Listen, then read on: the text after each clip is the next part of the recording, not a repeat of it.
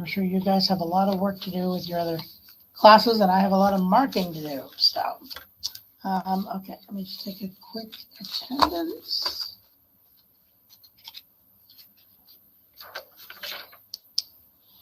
Okay, Love is here. Ambika is here. Damalola is here. Kashav is here. Kiran, Mohammed, and Yi Cheng. Okay, so 367. Okay, how's everybody doing? How is your workload? Any concerns about the client brief, since I gave you that extension this week? Any questions about the speech assignment, self-critique assignment? Speak now. Anyone?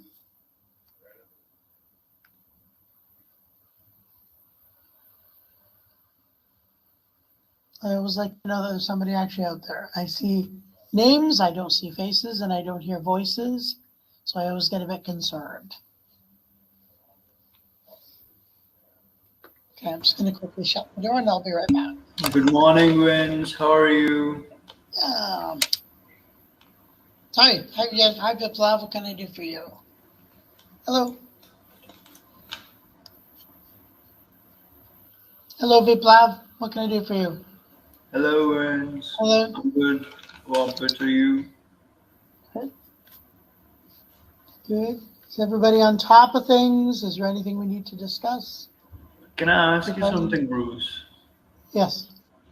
Are you at North Campus or at the Lakeshore Campus? This class is in North Campus. All right. That's what I want to know. Thank you. Welcome. Any other questions or concerns?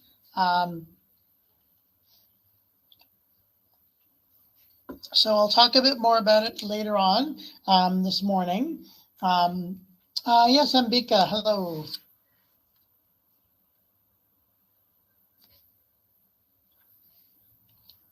How can I help you this morning? Hi. So I had a question. I have recorded the speech, but I'm not sure how to upload it on the app, you said. Yes. So, I mean, you can set it up on YouTube if you want, like a private account on YouTube, or you can use the Panopto as I mentioned to you. But if there's a way to set up, if you were to upload it somewhere and then just send me a link to it, that would be probably best. The other method would be you can probably, if you use, I'll put it in the chat here, there's a free soft website called YouSendIt, and you can compress it, upload it there, and then I just have to download it on my computer. So that's another way you can get it to me. Okay, there's a number of free kind of programs you can use. That would be fine. If you're using anything that is password protected, please be sure to make it so that I can access it. Okay, because I know students have used like Google Drive and things like that, but in some cases I have to be able to. You have to make it accessible to me. Otherwise, I can't download it. Okay, give me a second. I'm just going to shut the door, and I'll be right back.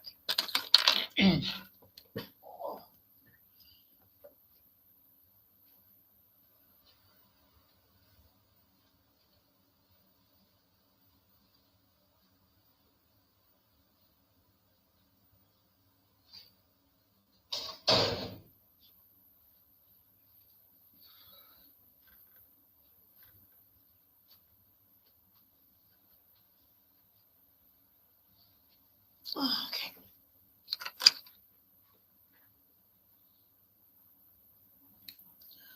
Okay, so what else we have here? I've just checked here.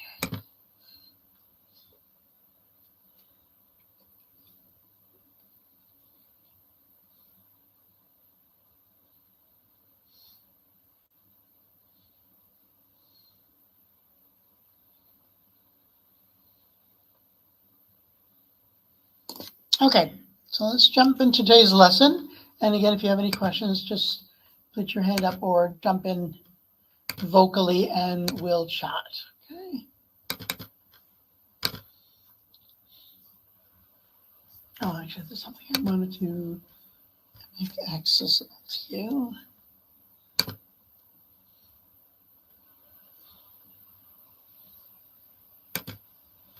Oops.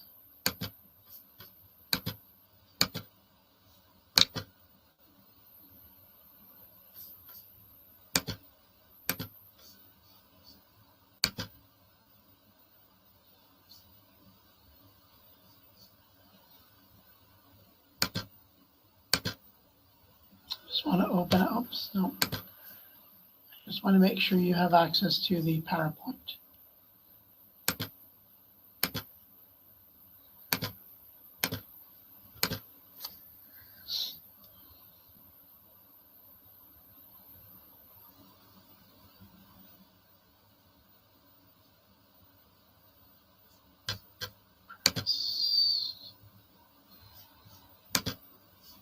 Okay.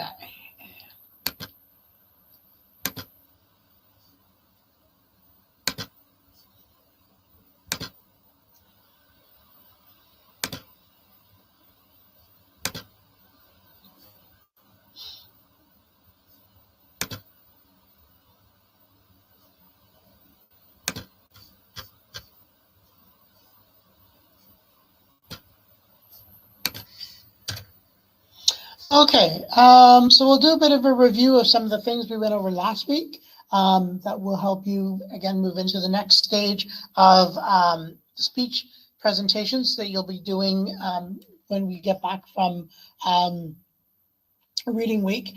You will give a short speech today, so I will be assigning topics and you'll have a few moments to put a few points together and present that. So again, I want you to have some opportunity to practice. We'll talk about the structure and organization of a speech. So even though you did prepare your video for this week, again, just you can take the information from today and again, refine your speech and do what you need to do. We'll talk about speech delivery, and then we'll talk about the final assignment, which is the in-class speech, which you will deliver when we get back from reading week. Again, I'm assuming we'll all be in person.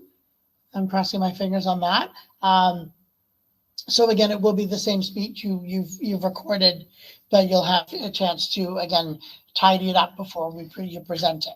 Okay.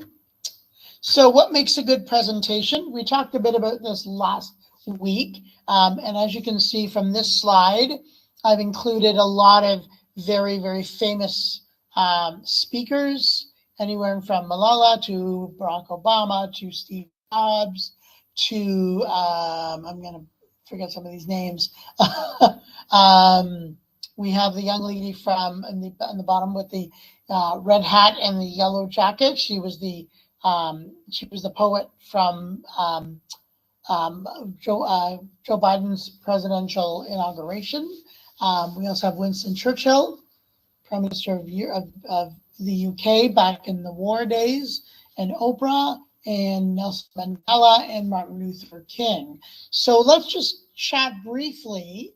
And again, you can point out any of these people or other people you know, and just review the characteristics of a good speaker, of a good presenter.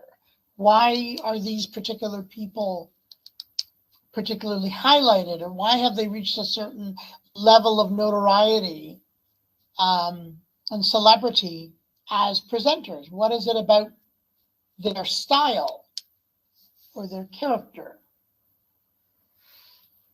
Feel free to jump in at any time. I'm sure you've heard one or more of these people speak, but what is it about them? What is it about their particular style of speaking, of presenting, that again makes them particularly notable to you? Their passion, yes, Kieran. So they all have a story to tell, or an interest, or a passion, again, that they're speaking out against or for, right? They all have a story to tell. Anyone else? Is there a particular person? Emma Watson. Why Emma Watson, Antu? What is it about Emma Watson as a presenter? I agree with you. I adore Emma Watson. What is it about her style or her story that stands out to you?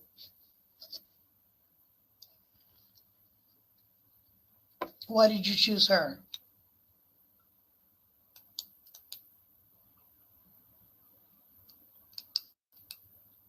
And again, I would prefer if you turn on your mic and tell me verbally. Yeah, because the way she talking before everyone is passionate and really confident, and she really know about what she's talking about and the message she want to speak. That's great. That's great. Yeah. I mean, we all know Emma. We all know Emma Watson from Harry Potter, right? We all know. So having that celebrity or that reputation help, but again, using that, right? Using that celebrity or notoriety to again speak publicly about a particular cause and get people behind to back you up. Thank you. Anyone else? And again, feel free to use any of these folks, or if there's anyone else you can think of. What is it about these or other people that again makes them a good speaker or presenter? What is it about? Is it their story? Is it their choice of words? Is it how they present? Come on, folks. It's more interesting when you participate. It's more interesting when you participate. I know it's early in the morning, but again, this is how this class works. You need to participate. It makes it much more fun and much more interesting. Anyone else? If you can hear from one more person, I would really appreciate it. Is there anyone you're thinking of, Muhammad, when you say strong voice? Yes, having a strong voice is because it's appealing to hear, and it gets the message noticed and heard.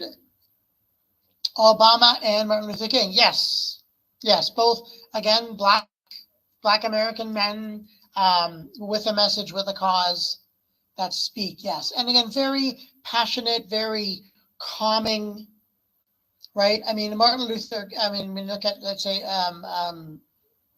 forget there.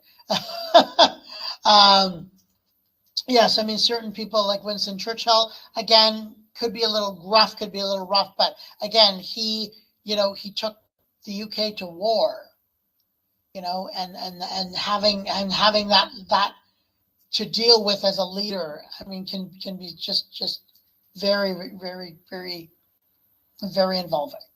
Great. Okay, thank you for that. Okay, so moving on. Okay, so just a reminder, we talked about this last week, and I just thought I'd use it as a refresher. And I hope you use this as a checklist when you were preparing your recorded speech. And again, do use this again before we meet in 2 weeks to present your second version of your speech. So it's knowing your audience, knowing who you're going to speak to ahead of time, so you can have the correct wording, the correct phonetics, the correct details that are going to be understood by that. Rehearsing, again, all the time, while you're in the shower, walking down the street, making food, and just constantly running your line so you're familiar with that.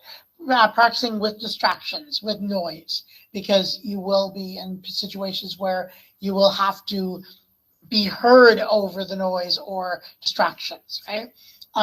Finding a style that works for you. So this generation seems to like visuals, and also with PowerPoint, for example, PowerPoint is is meant to be visual, right? So, I mean, I apologize, I did not put together the PowerPoints for this course, but it's a lot of information. It's actually too much information.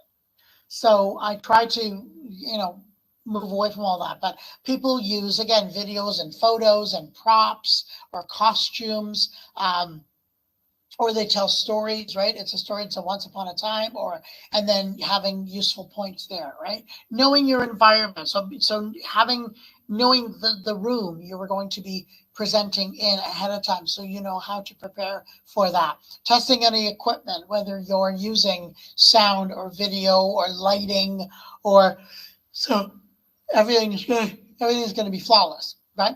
Practice in front of a mirror. I know we don't like the sound of our voices. We may not be comfortable looking at ourselves, but that helps you deal with a lot of it, because sometimes a lot of our nervousness, right, is psychological. So getting over that. Practicing body language and movement. So I've talked about being, stuck to a podium. You don't want to do that. You won't have the freedom to move, right? But also express yourself physically and non-verbally, okay? Slowing down your speech, because I know in my early days of public speaking in front of an audience, I didn't realize it at first, but a 2-minute speech could have happened in 30 seconds because I'm not nervous. I just want to get it out. And your audience is not going to understand a word you said. I still have a very hard time that in conversations.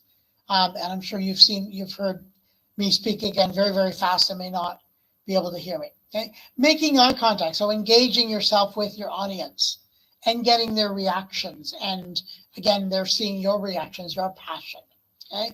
Knowing your material. So again, depending on your style, it was early morning at my end. Knowing your material, so knowing it to, again, that if anything were to go wrong, you keep talking, you keep presenting, that you can do it in any way, shape, or form. It's always good to take pauses. So again, looking at Martin Luther King and Obama, as Muhammad noted, like, again, that's what it gets, it's engaging because it is a conversation. Okay. Practice your tone and your projection. So are you able to project your voice with or without a microphone to, again, illustrate your passion, right? Using humor or emotion. So making sure you smile, making sure you're engaging and having a laugh or two, or depending on your message, right, being very emotive, right? Mentally prepare yourself. So relax yourself, relax your brain, relax your breathing, so you're calm when you're in front of the audience, okay? And doing some exercises helps, right? So clearing your head, going for a walk, getting some fresh air, doing some jumping jacks, doing some stretching, doing a workout. So if we do, and hopefully we will see each other in person in 2 weeks, is I will walk you through a warm-up exercise that will help you relax. Okay, try not to project your confidence. So again, you want to be engaging. You want people to believe in your message. So you do need to be confident. You need to show off that you're passionate about what you are, right? Try not to go over the allotted time. There may be additional speakers. The venue's only available for a certain length of time, so you want to make sure you're staying within your time. Okay, and asking for feedback. So speaking to your friends or your colleagues, like, how did I do? And they can point out, again, probably in a nice way, hopefully in a nice way, where improvement needs to be, right? Because nothing's perfect. Okay. Okay. So we're going to. Hold on a second. Let me just go back for a second.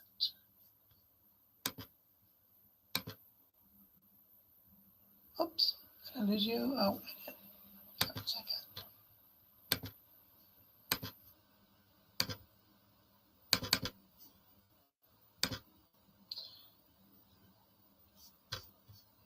Oops, something wrong there. Sorry about that.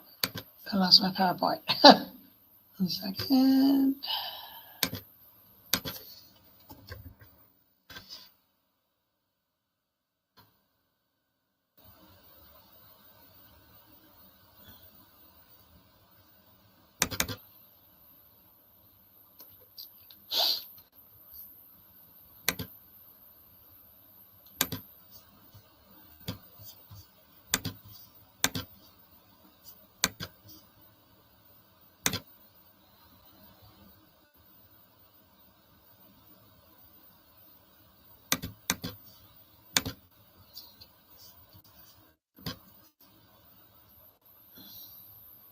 Sorry about that.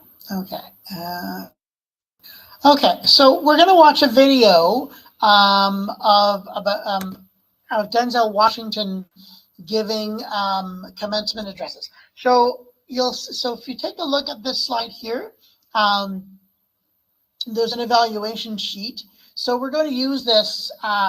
We're going to use this to sort of evaluate Denzel's speeches. It's a variety. It's a bunch of different ones, right? So do keep this handy. I've opened up the PowerPoint for you on Blackboard. So if you want to open it up at your end and watch and listen carefully to Denzel.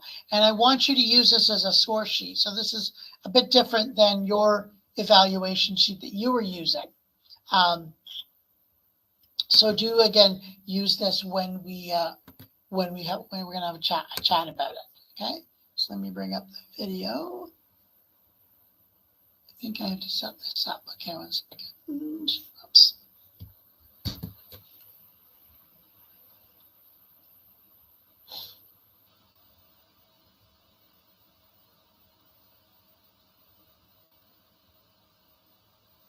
Nope.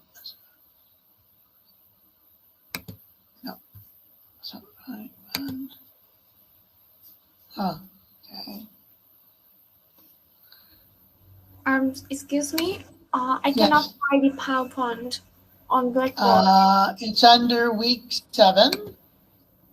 I just see a week 5. Yep. If you go down a little further. Oh, sorry about that. It's not open up. It's not open. There we go. Okay, there we go. You should be able to access it now. Yeah, should be accessible now. Okay, so let me, oops. Okay.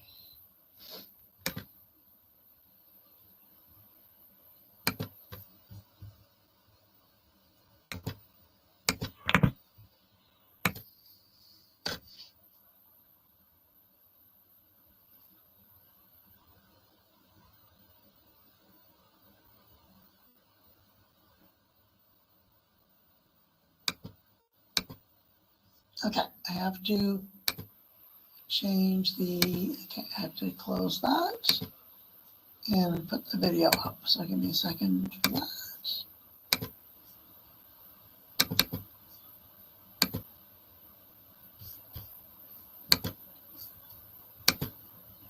There we go. Okay, so let me set this up for you.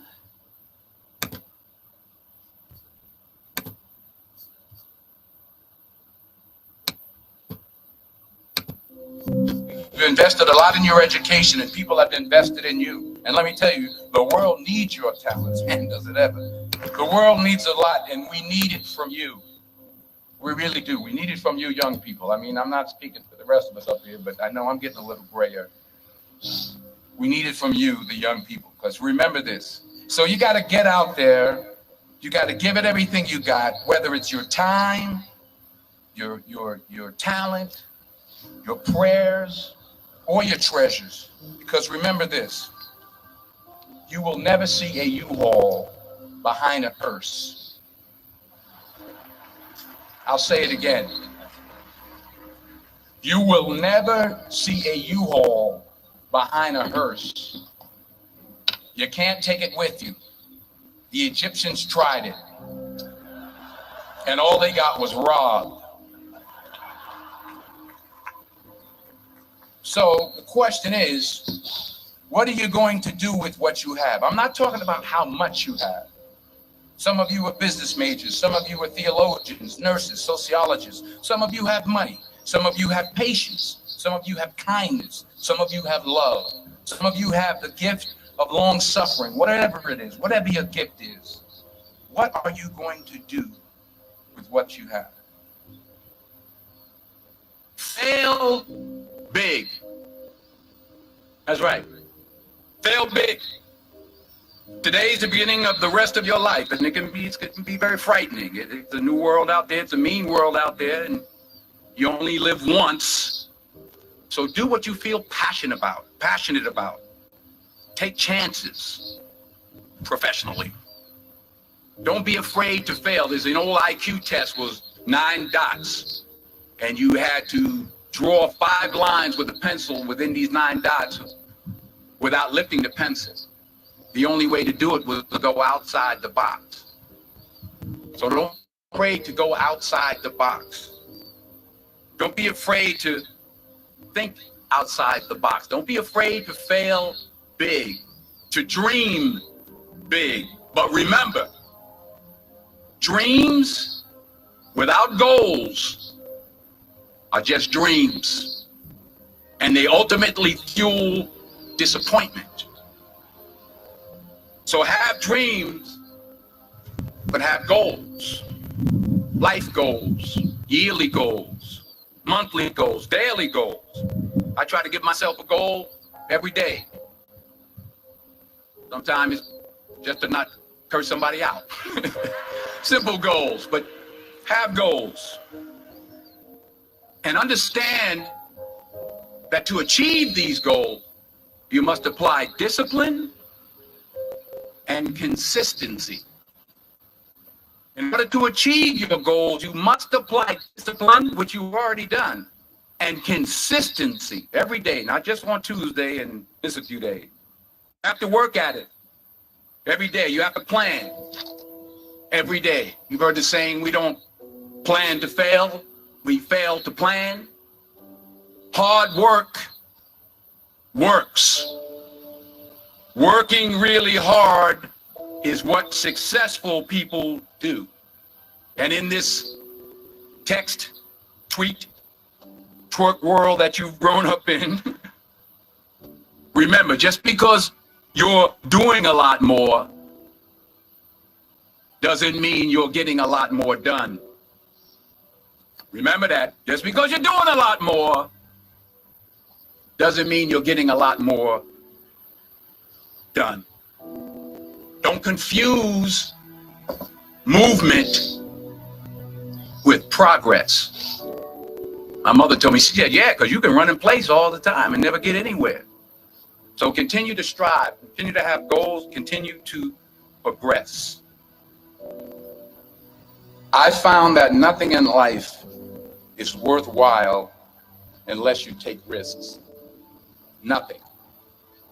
Nelson Mandela said, there is no passion to be found playing small and settling for a life that's less than the one you're capable of living. Now, I'm sure in your experiences in school and applying to college and picking your major and deciding what you want to do with life, I'm sure people have told you to make sure you have something to fall back on. Make sure you got something to fall back on, honey. But I never understood that concept, having something to fall back on. If I'm going to fall, I don't want to fall back on anything except my faith. I want to fall forward. I figure at least this way I'll see what I'm going to hit. Fall forward. This is what I mean.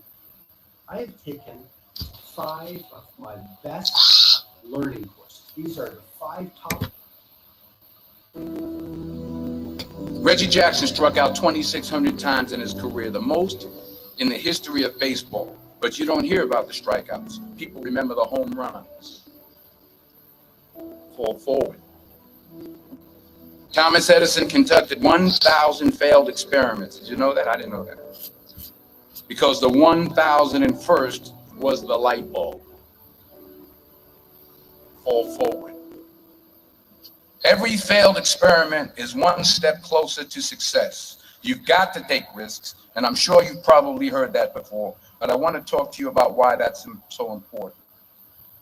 I got 3 reasons, and then you can pick up your iPhones. First, you will fail at some point in your life. Accept it. You will lose. You will embarrass yourself. You will suck at something. There's no doubt about it. And I know that's probably not a traditional message for a graduation ceremony, but hey, I'm telling you, embrace it because it's inevitable. And I should know. In the acting business, you fail all the time. Early on in my career, I auditioned for a part in a Broadway musical. Perfect role for me, I thought, except for the fact that I can't sing. I didn't get the job.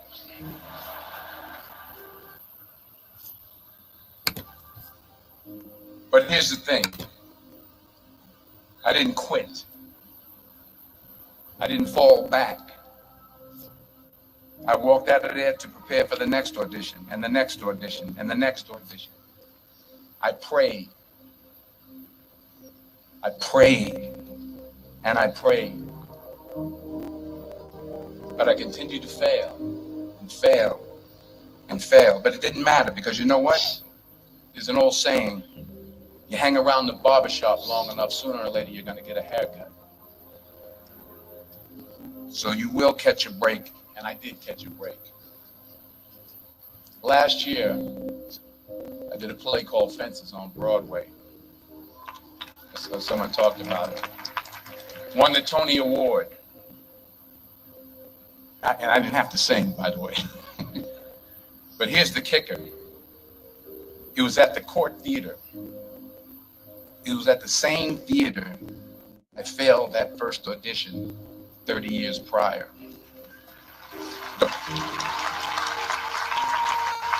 The point is, and I'll pick up the pace, the point is every graduate here today has the training and the talent to succeed.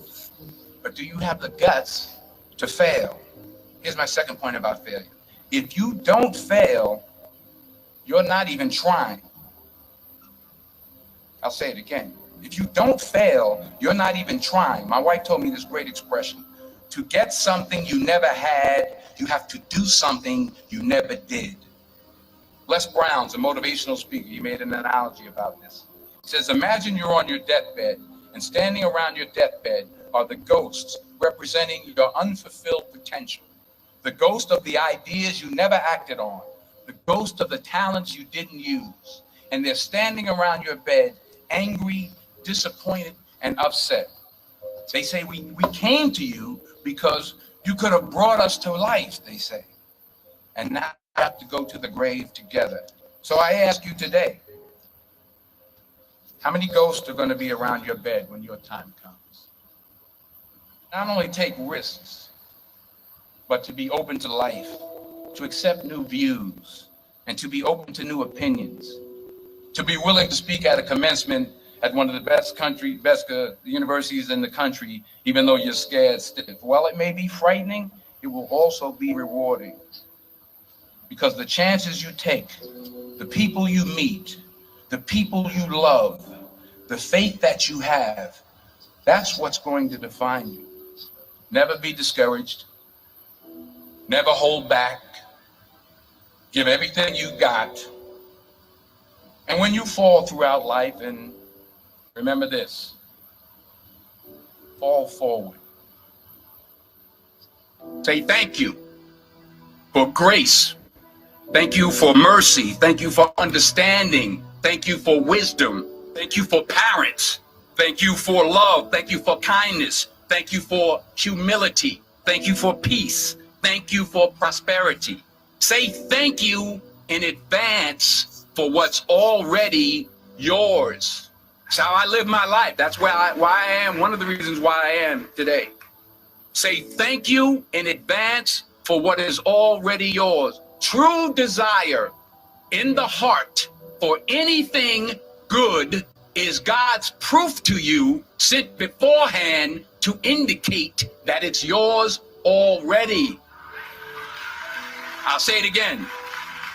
True desire in the heart, that itch that you have, whatever it is you want to do, that thing that you want to do to help others and to grow and to make money, that desire, that itch, that's God's proof to you, sent beforehand already to indicate that it's yours.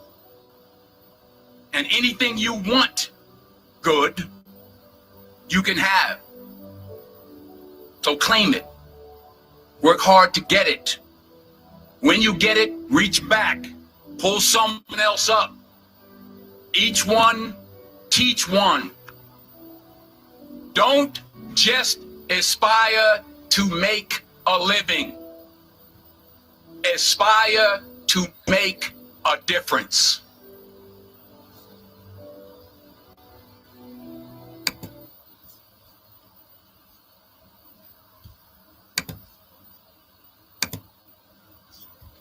Okay, so let me bring it up at my end.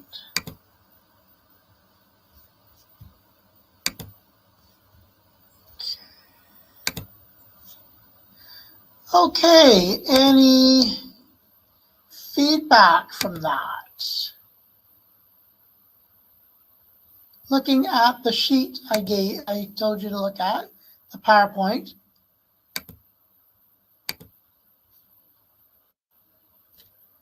Right? So any feedback from the evaluation I asked you to look at?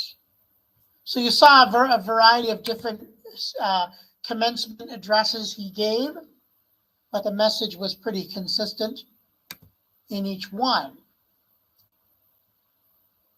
So let's look at that. So we have, does not speak too quickly, is enthusiastic, looks at the audience, makes eye contact, is confident, is not monotone, explains the purpose of his talk, what he will do, talks with his body, uses his hands as he speaks, knows his subject, explains with interesting examples, reviews what they covered at the end of the session. Okay, folks, again, this is where you share. So looking at those points, any feedback? Good, bad? Anyone? This is your time, not mine. Hello. All excellent. Anything in particular stand out to you and to? Anything particularly grab onto you from those different speeches? I think their speech is really target on the audience, like who you want to talk about, and it's also evoke the emotion of the listeners. Okay. He talked in the graduation ceremony, so I think it's completely suitable. Yeah. Okay. Anything in particular in his mannerisms or his, again, tone, in his speed that, again, connected with you? Tonality, yes. So there was different ways. Again, his phrasing.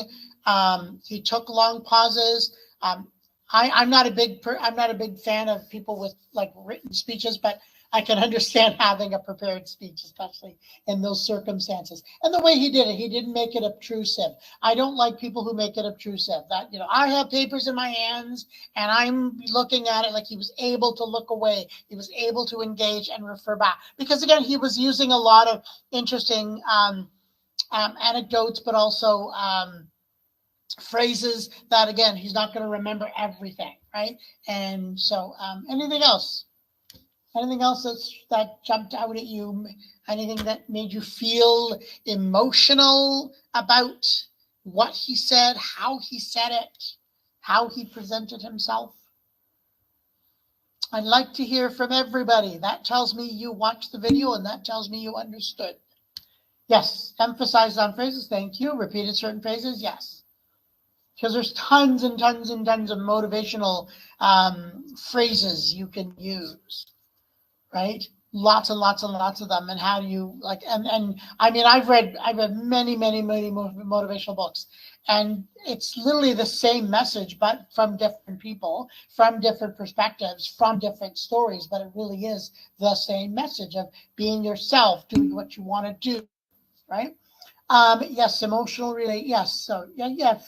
He showed a lot of emotion, but he was Denzel. I mean, if any of you have watched Denzel's movies, he was Denzel. That's authentic Denzel in the way he spoke, how he presented his stance. Right, it was very Denzel. Anyone else? Anyone else?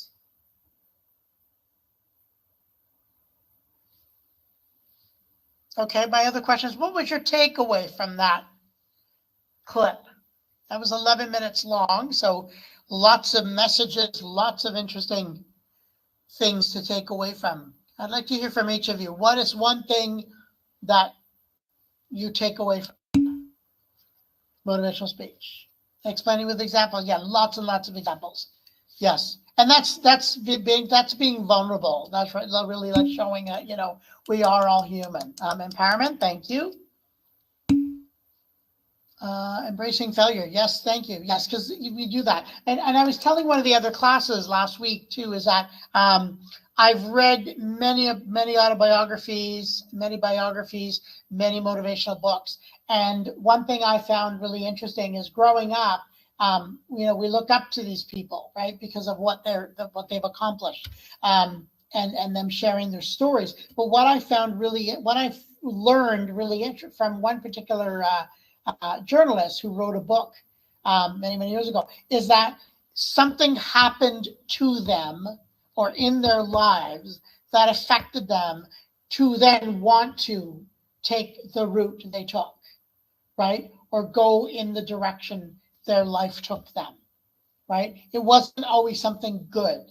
It was something bad, right? A friend dying, a parent dying, an accident they happened to have, again, a failure that then motivated them, drove them to that direction. So again, life is tough. So it is about battles. It is about fighting your battles and choosing your battles and making and to get, and again, making sure life is better for other people, right? You have had your ups and downs, and you're trying to help the next generation, right?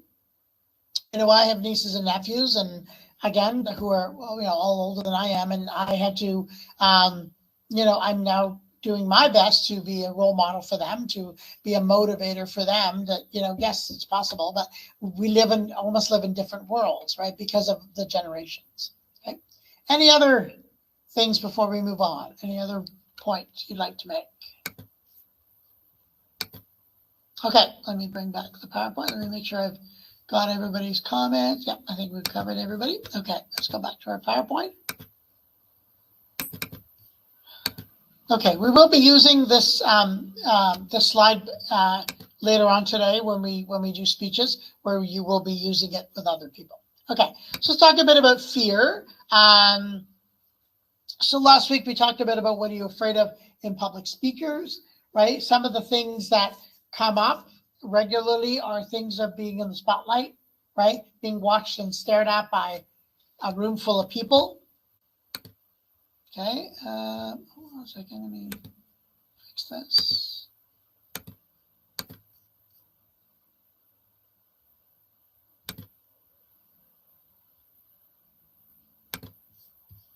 Okay, yeah, fear of being in the spotlight. We talked about fear of performing badly, right? I'm going to screw up. I'm going to screw up. Well, if you keep saying you're going to screw up, you are going to screw up.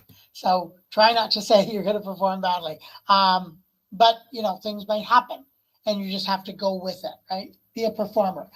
Fear of the audience. So again, people staring at you, you know, not wanting to hear you speak. How are they going to react? I mean, I find that, and that's why sometimes I prefer large spaces where I'm a distance from the audience, but also that I can't see the audience. So it's a theater where, again, the lights go down where I can't see the audience. That's what I prefer. But I can't have that in a classroom, right? So that's careful. Fear of the unknown. Like we're just anxious, and lots of different thoughts are running through our heads. Okay. Fear of looking stupid. So we don't want to be mocked or judged or criticized. So we take extra steps that, you know, we can avoid that. But that's not always possible. Fear of looking or saying something embarrassing. So that becomes an issue.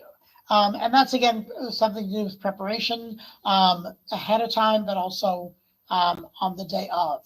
And even while you're saying the speech, being aware of what's going on, not just focusing specifically on your words. Okay. Okay.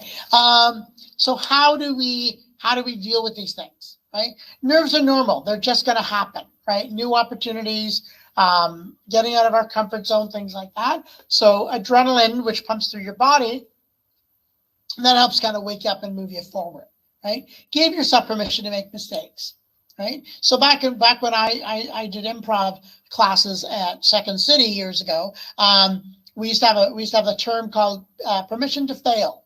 Right. So if any of you have ever done improv, in a dramatic arts class or workshop, right? It's playing. It's adult playing, and it's not really thinking about what you're not really thinking ahead of what you're going to say or do. You just do it, right? But again, you may have that, oh God, that's not going to go over well. So let it screw up. Let it happen, right? Get it out of your system, okay? Keep the fear to yourself. Again, we're shaking, we're nervous, we're perspiring, we may get cold. So just focus on your presentation. So even though you may feel uncomfortable, it's not affecting your presentation. Prepare carefully. So again, take your time working on your speech, learning it, how to present it. So yeah, and that, okay, rehearsing, we talked about it. Again, don't obsess too much over what you're going to say, right? Because again, you may change your language, your choice of words, and that's fine. Own them, okay? Knowing your audience, we talked about, that always helps, right? Who am I speaking to? Knowing ahead of time if you're speaking to a room full of children, parents, adults, marginalized people, right? So we know ahead of time how we can prepare ourselves for that audience, right? Check out the venue and arrangements. We talked about that, right? Making sure you know where you're speaking and how it's happening. Try to keep it positive at all times. Being yourself, sharing your vulnerability, smiling at the beginning and the end, and maybe throughout, like, keeping it on the positive note. Visualize being successful, right? So close your eyes, walk yourself through it, right? Entering the venue, hearing the crowds, hearing the applause, hearing laughter, right? You have that visualizing exercise, okay? Don't show your nervousness while you are waiting, right? So walk around the room, go into the back of the room where audience can't see you. So again, embrace that energy, okay? You are on stage as soon as you enter the room, right? So you're dealing with handlers or a stage manager or, again, the audience right away. So be yourself, ready to go at any time, at that time. Okay? Pause briefly before you start. Let the audience get comfortable. You get comfortable, and then begin when you're ready. Okay? Connect with your audience. So again, eye contact, asking questions, hand gestures, sort of making them part of the event. Okay. Look for reassurance from the audience. So again, eye contact and, commentary, clapping, right? Anything of that sort. And it's good to talk about things you care about because it makes it interesting. It makes you look vulnerable, and it makes it worthwhile for everyone. Okay. Bit of fear. Can I bring this up? I can't see this too well.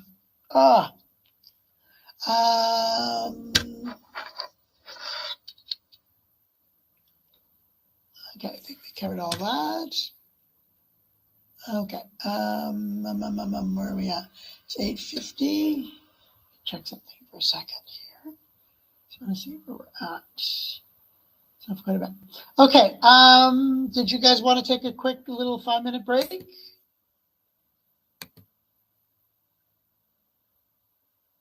Five-minute break, folks?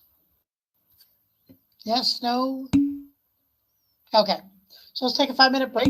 And what I'm going to do is I'm going to send each of you privately a topic for a speech that I'd like you to prepare to give during class. So again, it doesn't have to be a full speech you writing. It can just be some key points you would like to share, okay, on the topic I'm going to give you, okay?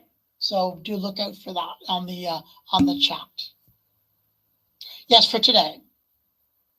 Okay, so I'll send it to you now, and then I'll let you know when you'll get a chance to work on it and present it. Okay. So okay. So let me, okay.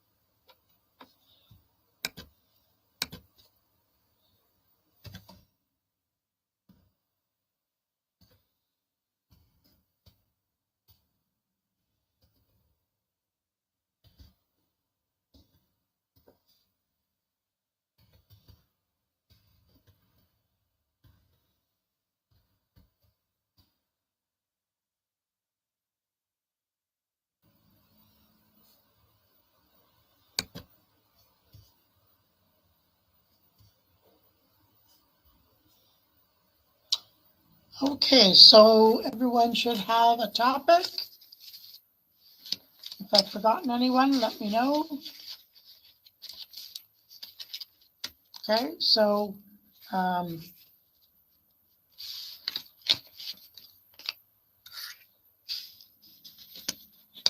okay, so these are some unique topics that I'm using for all the classes. There's lots to choose from, but I just wanted to sort of pick some interesting ones to get your perspective on it. And again, don't feel you need to agree with it. If you disagree with it, then that could be part of your speech is what do you disagree with about the topic? Okay. Okay. So we're just going to move on for a little bit longer, and then I will give you a bit of time to work on these. Okay.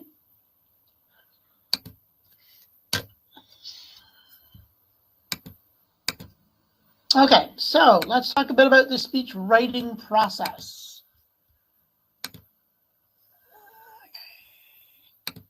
Yes, you will have time to prepare once I go over the lesson. Okay, because we're now going to talk about writing. We're going to talk a bit about writing the speech. Okay, so this will be helpful for you.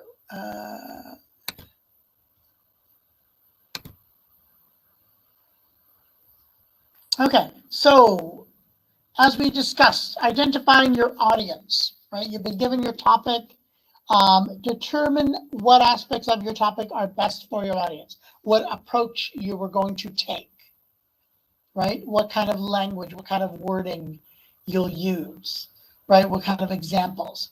So specific aspects chosen for specific audiences, so refine it for the audience, right? So in most cases, as I always say, is sit down with a pen and paper or a blank screen and just jot down ideas, jot down words, thoughts, phrases, names of people you can refer to, an anecdote or two that you can refer to, right?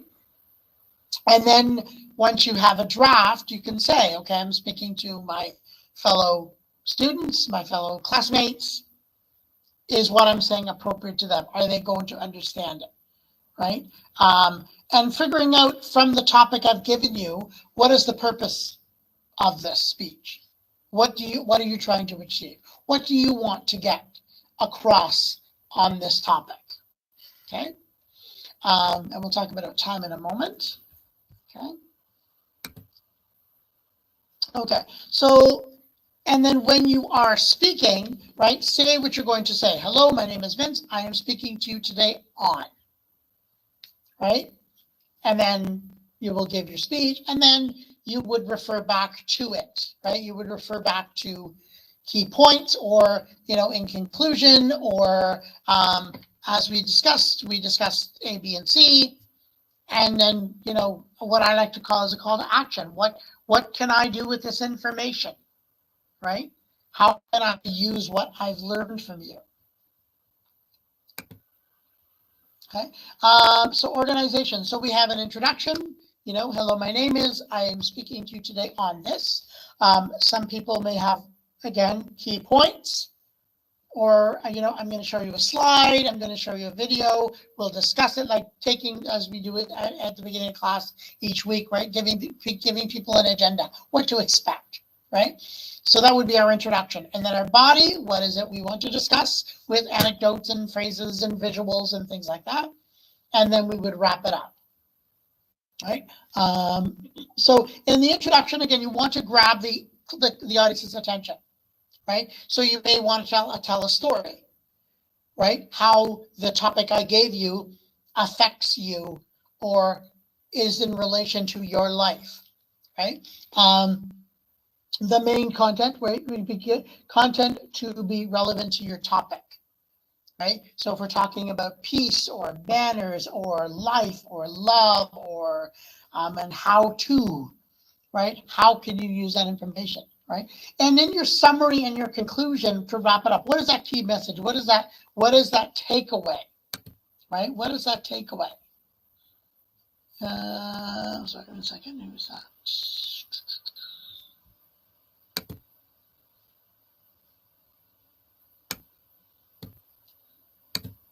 Okay. Okay, I'm going to send you.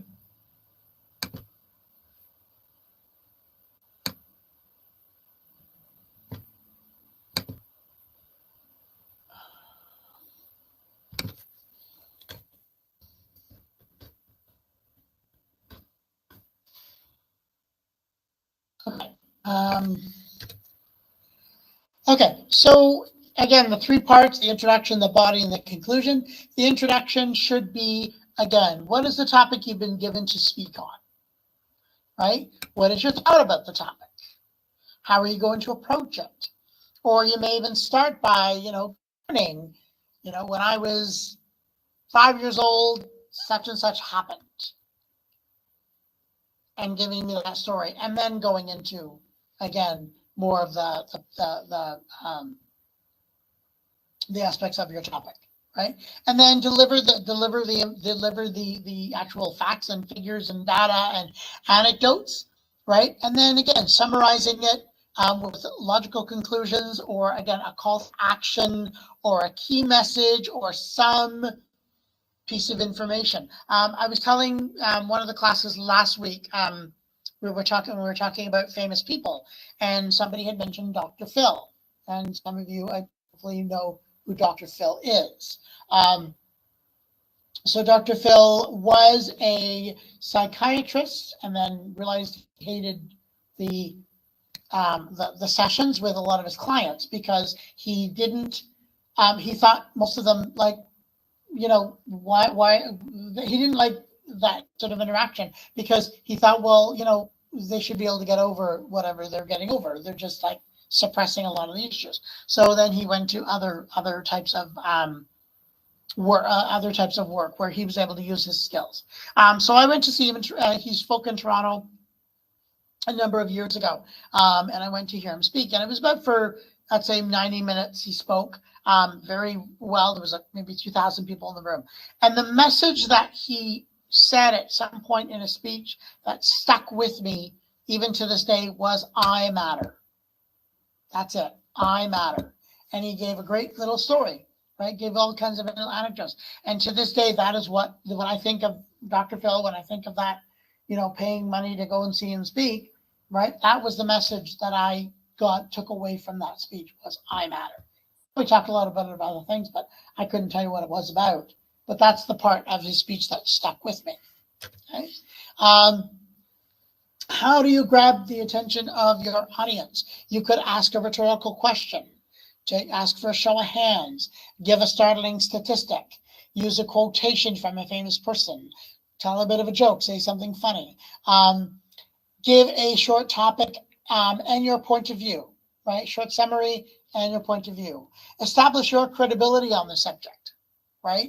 Is it something new for you? Is it something you've studied, you've read about, know somebody who practices this area of expertise, right? Provide an overview, so give us some background in terms of what the topic is about, right? How it affects you. And then again, what are the benefits of listening to the speech? Why should your audience listen to you? What are you bringing into to the picture? Okay. Okay, so the body of your speech, again, this is the heart of your speech. You want to have at least 3 main ideas. So this is no different than writing an essay, right? That you have a thesis statement, right? That you're going to prove using these 3 main ideas. And that's where you can use different examples, anecdotes, again, photo, video, movement, whatever it may be, right? What are those 3 strong points? And place the weakest in the middle so you're paying attention, right? So as you can see from here, right, I'm going to talk about this, this, and this. I'm going into that topic, right? And then the benefits of that, okay? And then your closing, again, right?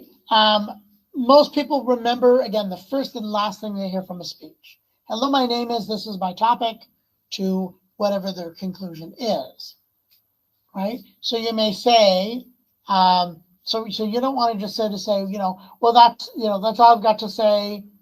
Thanks for listening. Goodbye, right? It's, what is that key message again? Remember, you matter, right? I don't remember if that's how we ended it, but again, that's what stuck with me, okay? So end with a bang, not a whimper. So I probably mentioned to you, as I did to the other classes last week, right, is that we have what's called a mid-speech sag, right? So at one point, we're going to lose our audience, right? They're going to get bored. Your information is not processing, right, in their brains. So you need to bring the audience back. How are you doing that? So this is the same thing with the summary, right? So restate the thesis point, restate the benefits to the audience, what they're taking away from this. And again, you may want to use a motivating quote, a challenge, or as I've said, a call to action, right? Go out and do what you must do, right? Okay. Okay, in terms of delivery, right? So we have style, we have language, we have diction, and choice of words, and clarity. Okay, so with style and language, again, some things you want to keep in mind, right? Don't use flowery language. Don't reread aloud. It's as if you're talking, right? Having a conversation. Make it sound natural, conversational. So I just saw it with Denzel. He had a prepared speech, but the way he spoke, it was like speaking to each student individually, right? Don't use fancy language that people are not going to understand, or you're not going to understand, or you're not going to be able to pronounce, Okay, use short, crisp sentences, as you see, just boom, boom, boom. Okay, don't use informal language because it makes you sound. Okay, yeah. So use informal language because it makes you sound natural, right? So it's very calming, it's very soothing, it's very acceptable. Okay, keep it simple in your language, your thought, right? And as you probably did when you're for your video speeches, right, is writing a draft and then figure out again if you need to pull things, right, because of length or things are just not making sense. Okay, and try to focus on kind of one key idea.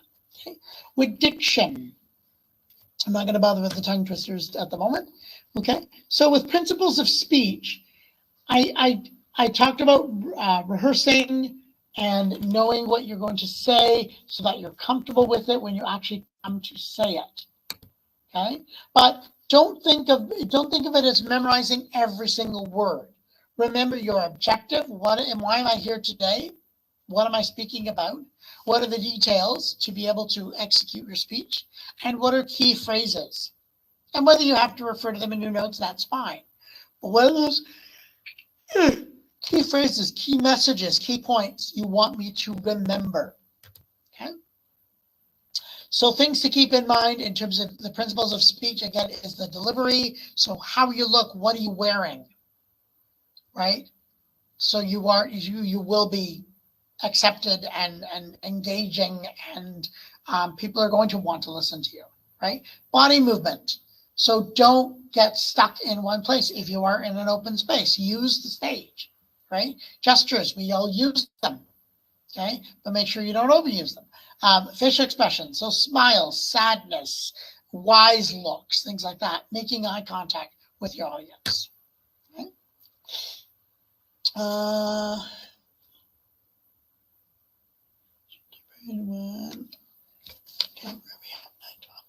Okay, so let's take a look and see what comes up here.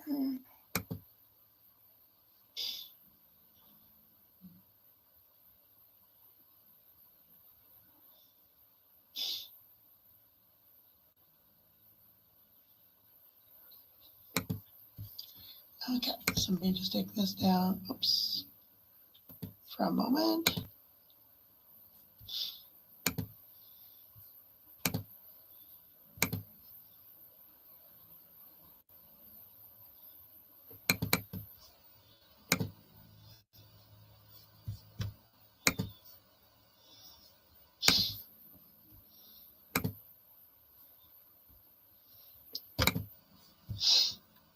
Saved so much time managing our business finances that I learned how to ferment my own wine. Chris, we've got a meeting. And that's a sign of nervousness. Great speakers keep their... Dad came up to me and said, son, it's okay. You flunked your exams. You already got arrested. One of the most important things that you need to realize is when you get nervous, you try to cover your vital organs. And that's why you would see a lot of speakers sometimes fold their hands, bring their hands in front of them, and that's a sign of nervousness. Great speakers keep their body open, so there is no barrier between you and me. Raise your hand if you have an emotional mother. Let me see. Put them all together, you get mama. And something that when you're starting out, you got to be very conscious about is keep your body open. Here's tip number 2. Have your palms open. Do this exercise with me. Take a look at your palms. Turn them around. Take a look at the inside of your palms again. What side relaxes your eye? If you really concentrate, when you look at the inside of your palm, your eye relaxes. And a lot of great speakers, they open their palms towards the audience, showing a more openness. And that allows the audience to connect with the speaker better, as opposed to showing the back of your hand. Ladies and gentlemen, today I'm a dreamer, I'm a speaker, and I learned the unfailing quality of unconditional love from my wife. Number 3, get comfortable with the stage. When you're comfortable on the stage that you're speaking on, your body is free to move about, use body language. But if you're not comfortable with that stage, And if you feel foreign on that stage, what happens is your body language starts to constrict and you start to cover your body up. And when a son sees a mother cry tears of shame, that's a life-changing moment. She looked at me and said, son, I want you to be a better man. Whatever you do, don't touch the podium. As soon as you do that, you're going to be leaning on it. You're going to be shaking that podium, and you will be doing all sorts of things on the podium. So what you do is you keep a comfortable distance between you and the podium. You can keep your notes on it, but you can use your hands to gesture. Don't rest your hands on the podium. So keep a distance, and you can gesture, use body language as you want from a little distance from the podium. Discover amazing gifts at TSC with exclusive daily. Okay, and next one. Two more videos I want to show you.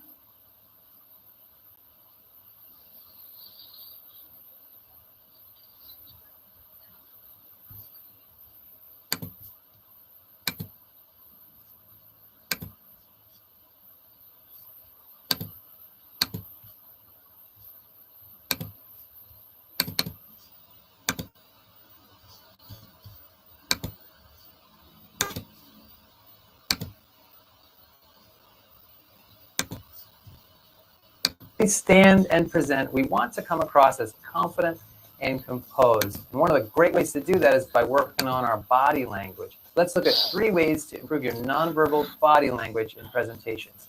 Coming up.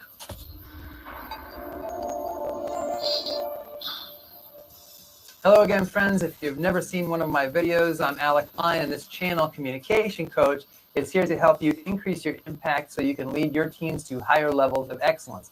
I believe that presentation skills are really an important part of leadership. You're going to be standing and presenting quite frequently if you're in any kind of leadership position. So we want to get just a little bit better at this. Let's look at 3 ways you can improve your nonverbal body language so that people can hear your message in a much more confident and composed way. And these tips, by the way, go together. So each of the 3 tips have a couple of pieces, as you'll see. So the first tip is eye contact and smile. So eye contact, you have to look directly into somebody's eyes that's listening about 99% of the time. You don't want to look too much at your notes. You don't look back at your slides, really. You certainly don't want to look at the floor or over their heads. There's a lot of bad habits out there in terms of eye contact. You want to look directly in someone's eyes almost the whole time, and that really takes quite a bit of practice. The other thing you want to do is look directly into somebody's eyes long enough to finish a thought and then move on to the next person. So you don't want to just stare at one person the whole time, and you don't want to scan so that you're never locking in. A communication coach actually once told me, 1 thought, 1 look. So long enough to finish about a sentence, feel that connection, and then you move on to the next person.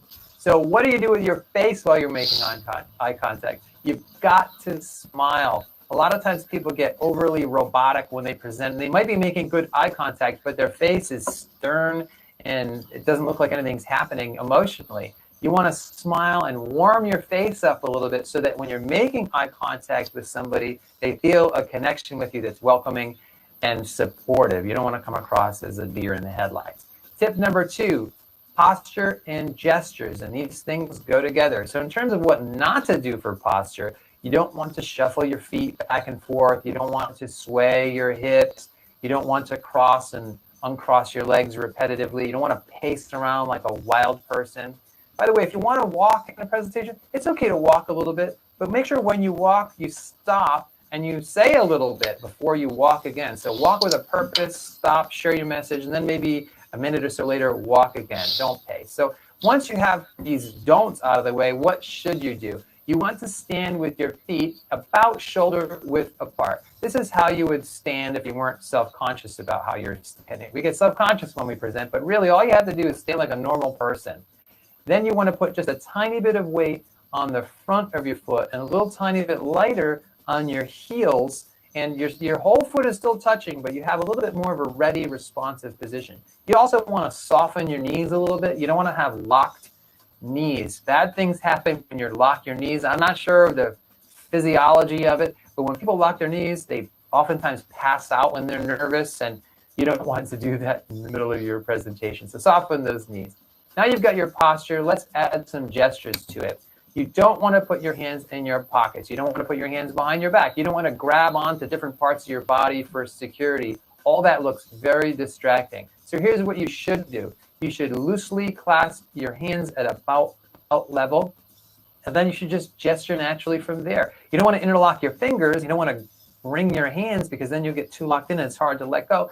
But if you practice at home just loosely clasping your hands like this, then just start to gesture naturally from here. And that's the way to do it. Small little gestures just like this. You can do this all day long, and it's just going to add a nice emphasis to your words, and it's not going to be distracting whatsoever.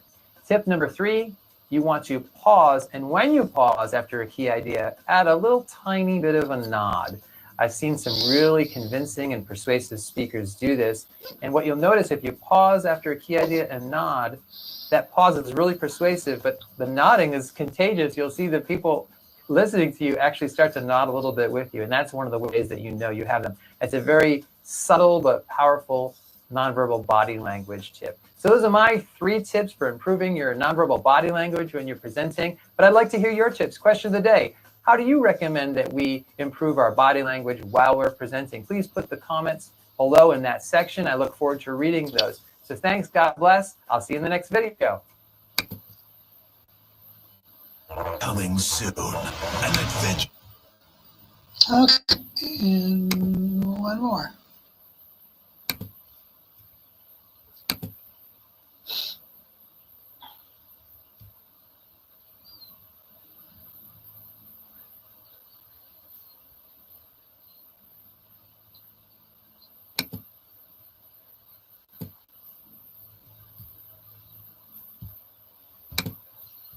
Okay, this is a bit of a fun one.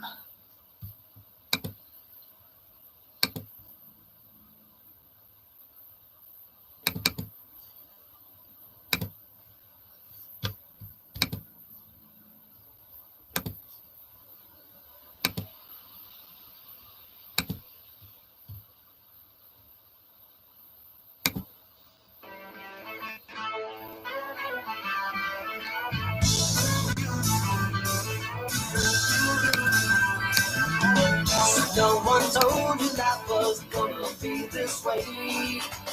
Your job's a joke, you broke. I'm pregnant.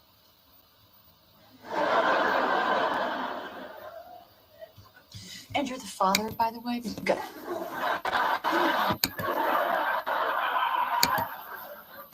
Your job's a joke, you broke. Your love life's away. No way to get him to forgive us. I don't know. I'm telling you.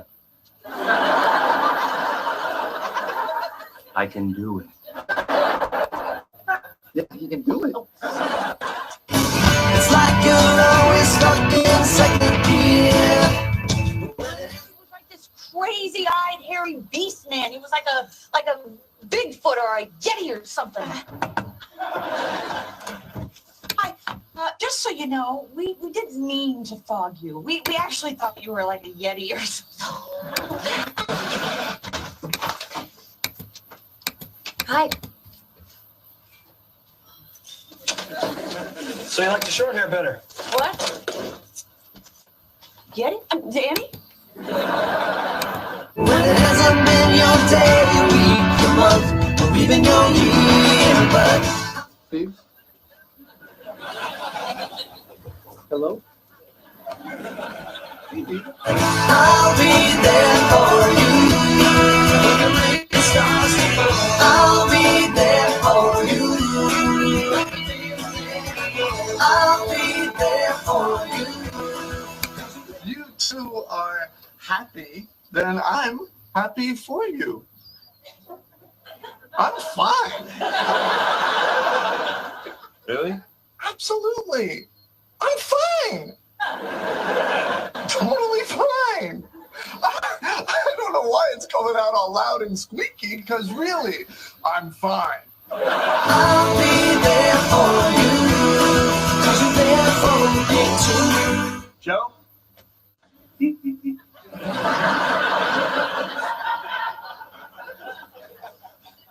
Well, I guess Joey went home. Oh, and look, there's still one box that I have to unpack.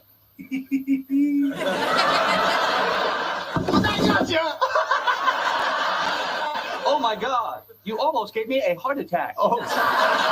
Still in bed at 10 and work again at 8. My best friend and my sister. I cannot believe this. Oh, sorry, but it's true. I love him too. My best friend and my sister. I cannot believe this. Burned your breakfast so far, things are going great.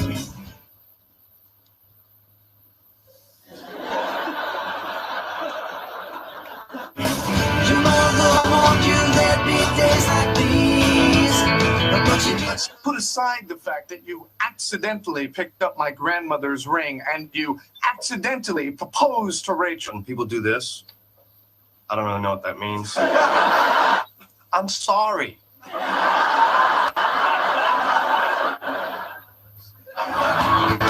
when it hasn't been your day, your week, your month, even though you live, I'll be there for you. I'll be there for you. I'll be there for you. 'Cause you're there for me too. I'll be there for you. I'll be there for you. I'll be there for you. 'Cause you're there for me too.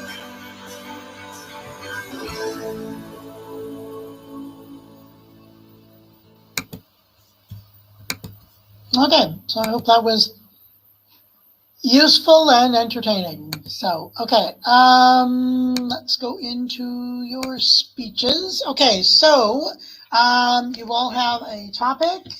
I'd like you to spend about 10 minutes just writing, again, some key points you'd like to get across. You don't have to write an entire speech word for word, just what you'd like to get across to the class in your speech. Okay, so spend about 10 minutes doing that. Okay, and then we'll go through them. Okay, so I will set the clock. Okay, and feel free to speak to me if you have any questions.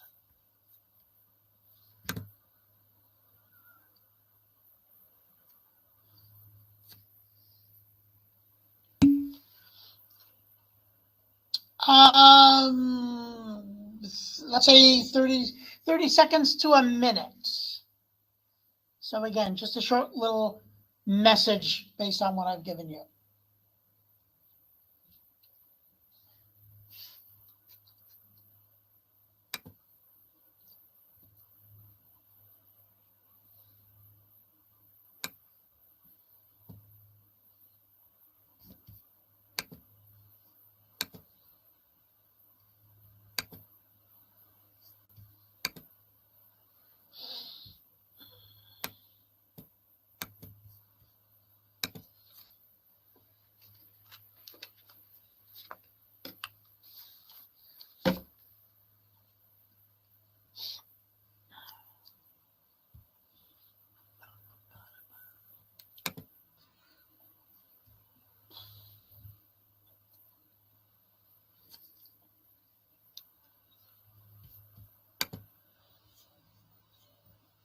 Yes, Demilola, what can I help you with?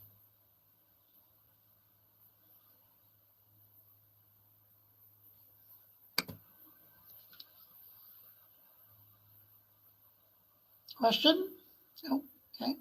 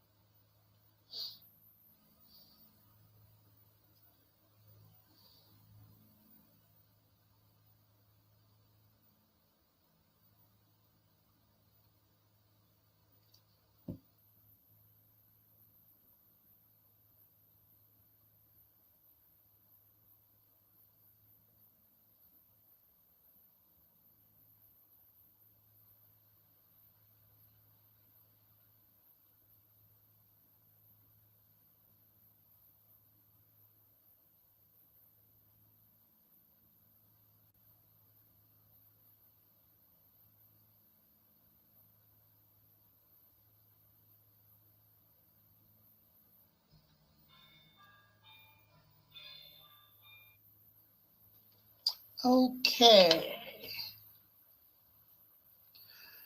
Okay, let's see where we're at with this. So I'm just going to go down the list here. So Yi-Ting, if you could turn on your camera, turn on your mic, and share with us your topic, please.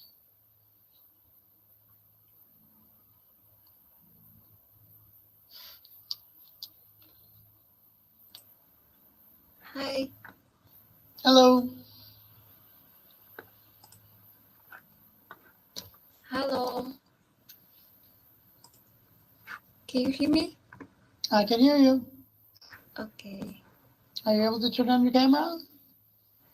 Yes. Yeah.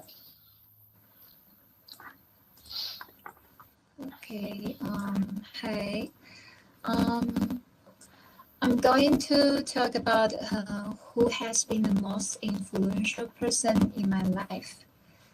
And my brother has influenced my life the most. He is a listener.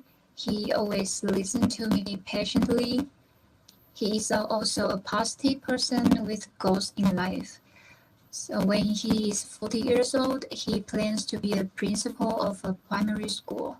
So his caring and positive influence me a lot. Thank you. That's great. Thank you. Very good. Okay, Antu. Yes. Um,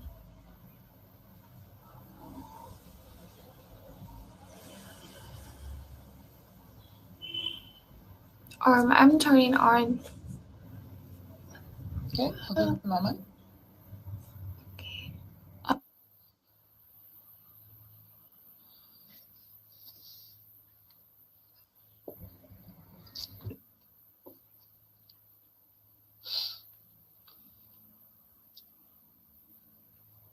See me or not?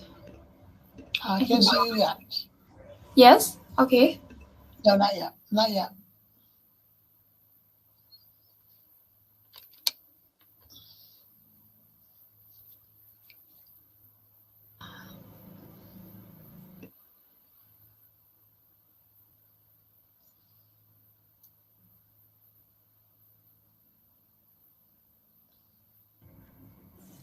I'm turning the video, but I don't know what's wrong. Okay, we'll go right ahead and share your speech. Okay. Oh, you might be coming. Hold on. So I'm can not I? seeing your silhouette anymore. Yeah, go ahead. Okay. Your camera may turn on anyway.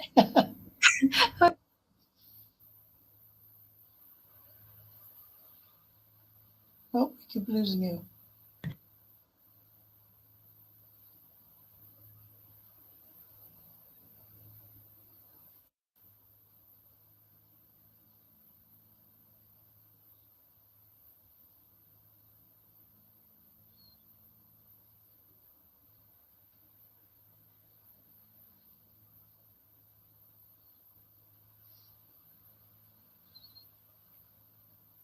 Okay, and two, I'm going to come back to you. Kashav, still with us? Yes. If you could share, please. Hello.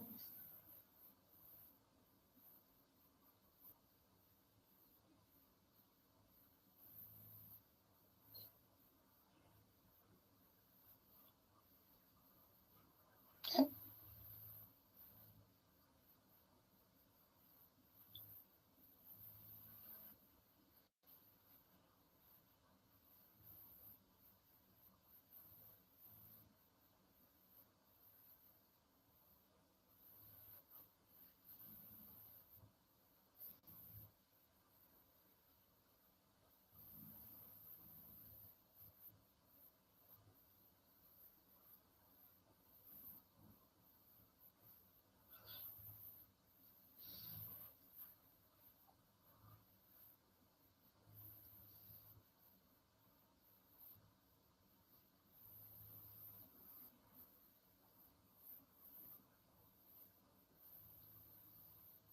Thank you.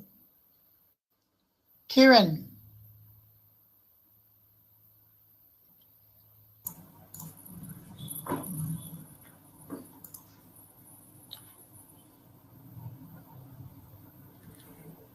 Hello.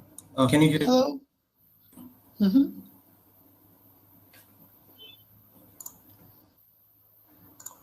Okay. I'm trying to share my video.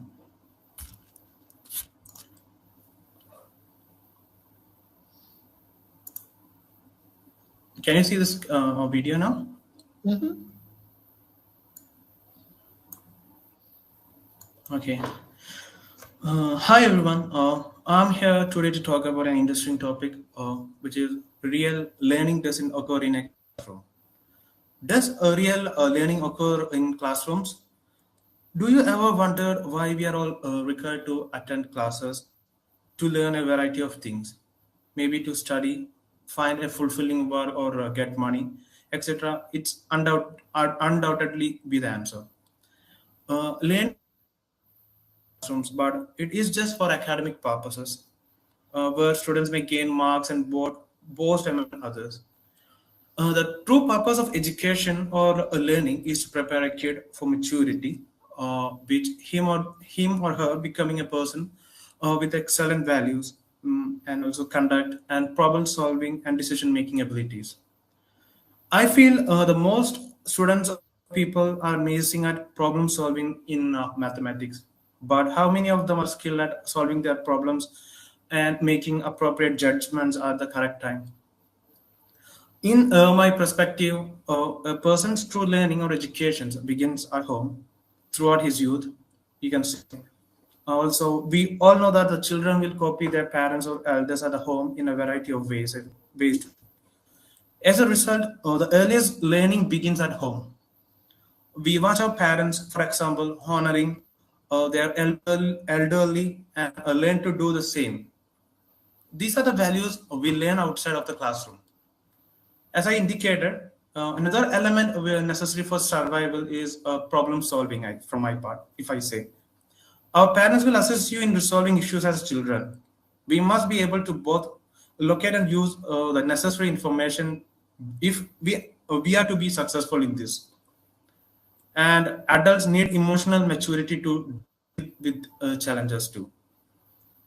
So the upshot of running away from the issue is that we frequently witness suicides. Good ethics and morals will be helpful in this. So making decision is an indication of preparation for major growth. And it's obvious that we become older. We select the clothing we wear and occasionally our occupations and other things. I believe all of you will agree upon the about qualities needed to be a man, as most have all these abilities too. So if not in classroom, then where is the best place for real learning? Yes, home first, I think. But all the life we will not be sheltered inside the home under the wings of our parents. So let me conclude that it is high time we guide our children to learn things from the world outside, also apart from academics. Thank you. Thank you. Great. Shriga.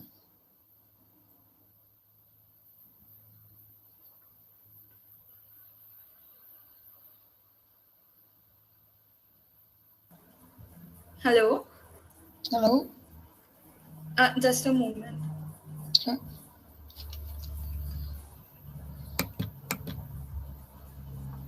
Can you see me? Mm-hmm. Just give me a moment. I'm so sorry. Yeah. So hello everyone. Hello Vince. So my topic is what would you rather be, wise or intelligent? So I in the world where one can be intelligent, I choose to be wise. The reason behind it is that intelligence is inherited and also can be developed through time, as well as it can be trained.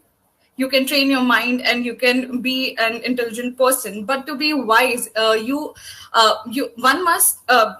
has to go through trials of life and experience all sort of things and emotions such as pain, failure, loss, sadness, happiness. So yeah, so that is it. Thank you. Thank you. Good try. Thank you. Yeah. Okay, and two, gonna come back to you.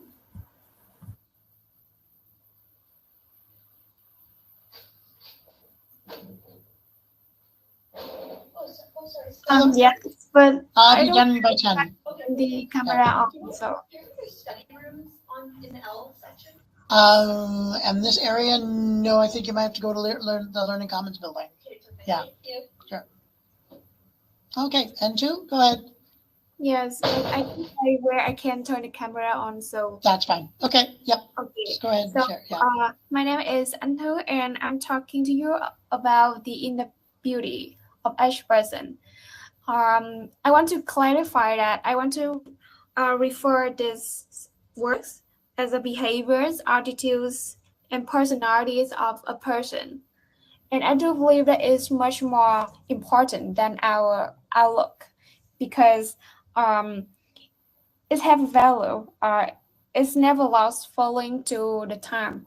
And also, I can take the example of like when you met a person, the first impression is really important, but your inner beauty, your personality will change their attitude afterwards. And also with the good, the personality, it can spread positive value to our community, like a value to your society. Yes. So this is all I want to tell you. Okay, thank you. Thank you. Okay, Viplav.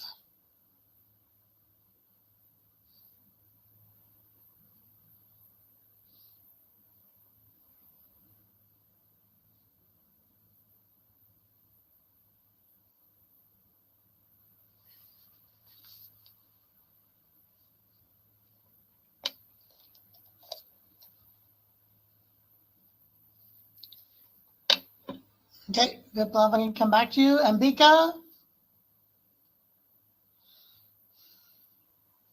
Hi.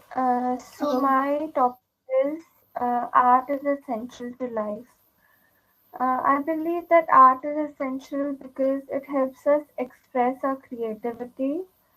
It can also be a means of entertainment to some people, including myself. For me, it really helps me through my rough days. When I'm really sad, I like to draw or paint, and I also like to look at art online. And what is interesting about art is that it can also challenge your beliefs and help you introspect. When I look at art, I immediately feel happy because I look at such bright colors and beautiful meanings. What is really unique about art is that everyone has a different interpretation of it. Just like the optical illusions we used to look at when we were children, everyone sees something different.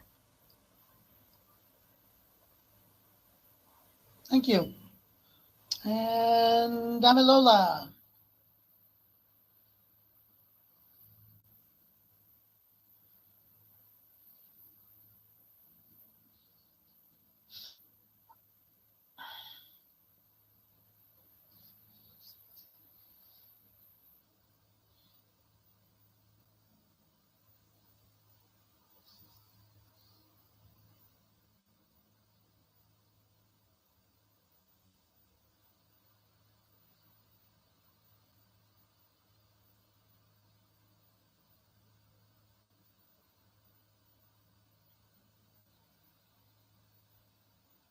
Okay, so you're trying to get through? Okay. Can you hear me? I can hear you now, yes. Okay. I'm going to have to do this without the camera, please. That's okay. All right. Good day. My name is Damilola. My topic is peace is possible. I saw this topic and then I was asking myself, is peace really possible actually?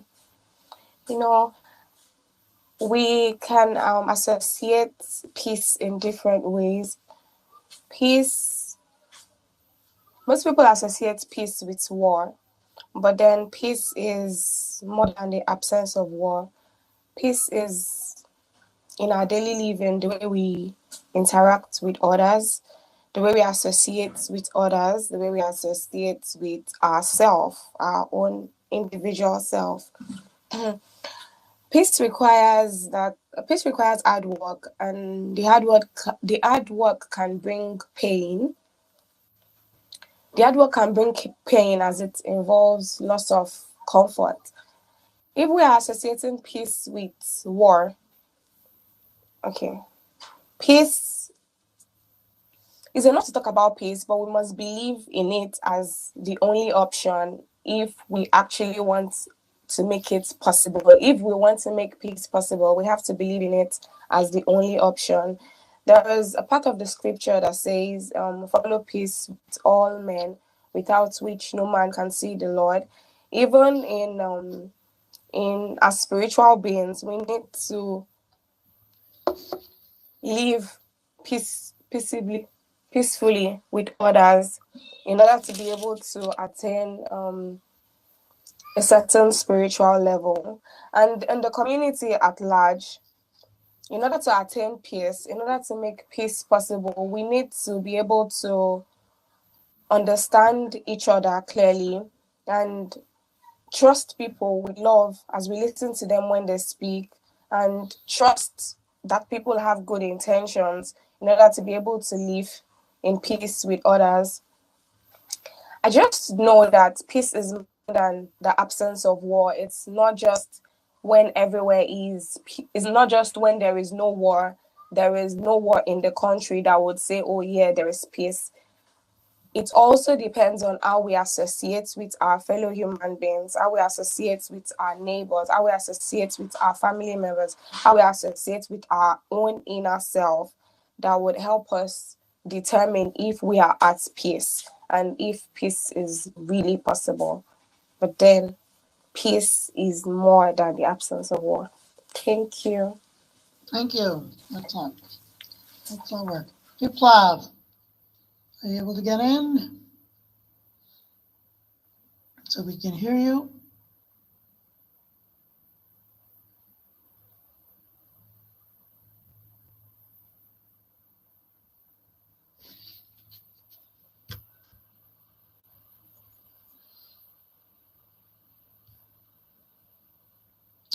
I see you, but I can't hear you, and I don't see you with your camera on. So, okay, I will wait for you to get on, but I'm just going to quickly go through the PowerPoint and see what else we need to cover.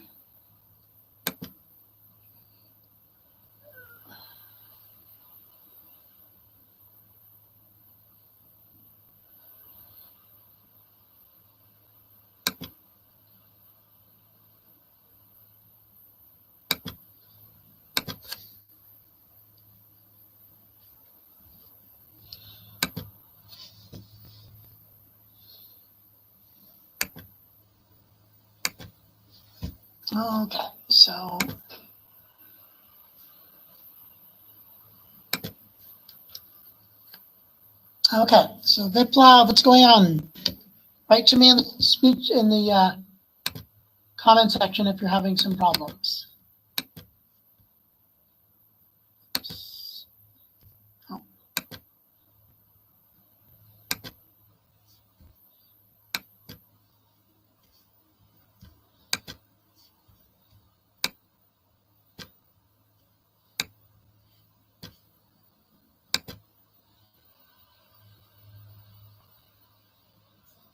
Okay, are you stuck? Are you frozen? What's going on?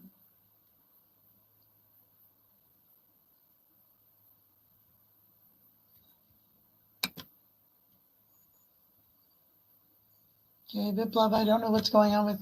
Are you having some problems? I can't see you. I can't hear you. And please let me know what's going on so we can wrap things up today.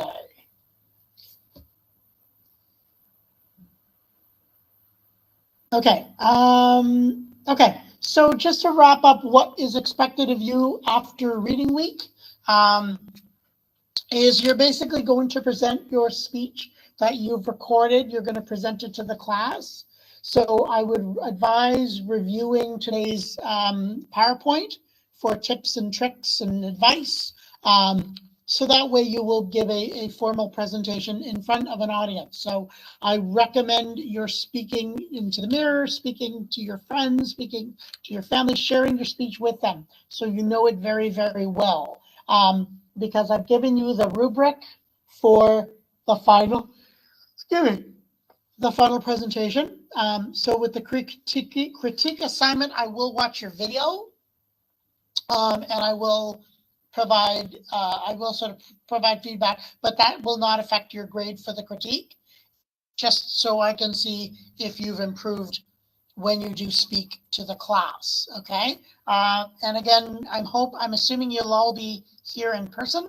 I hope so. If you will not be here in person, please let me know, so we can arrange for me to hear your speech. And connect with you on Blackboard. Other than that, does anyone have any other questions, concerns about the final speech? Okay, and I'm just sort of backtracking on my marking, so I will get to your client briefs because I know you have that as well as your video due today. So, and I'm going to be away for reading week, so I'm going to try to get as much marking done while I'm away, or rush through it when I get back. I have to do that because the marks are due, your midterm marks are due November 3rd. So do touch base with me again if you are missing, if you are having some issues with any of the assignments. Okay, so VipLab, hold on to your speech that I gave you. And I do want to hear that, and I'm sure the class wants to hear that. So do I have any last minute questions, concerns about? Sir, Yes.